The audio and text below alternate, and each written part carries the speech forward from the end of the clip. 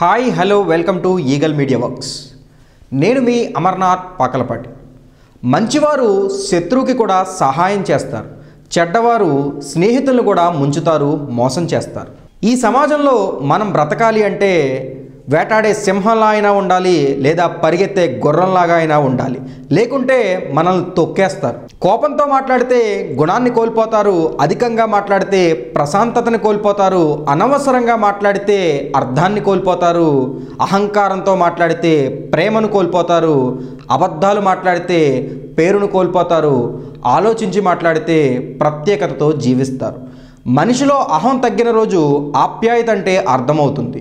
గర్వం పోయిన రోజు ఎదుటివారిని ఎలా గౌరవించాలో తెలుస్తుంది.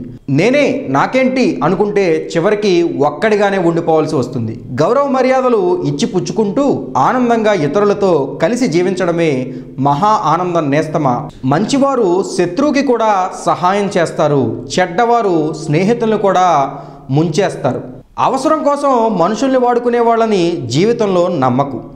అవసరం గడిచిపోయిన తర్వాత నువ్వెవరు అని అడుగుతారు. కాబట్టి ఆలోచించుకోండి, ఎవరు ఎప్పుడు ఏ కారణంగా మనతో మాట్లాడుతున్నారు, ఎందుకోసం మాట్లాడుతున్నారు, మన జీవితం కోసం నిజంగా వాళ్ళు ఏదైనా దోహదపడుతున్నారా, మన ఎదుగుదలని వాళ్ళు నిజంగా హర్షిస్తున్నారా అనేది మాత్రం మనకి మనమే నిర్ణయించుకోవాలి. Thank you for watching.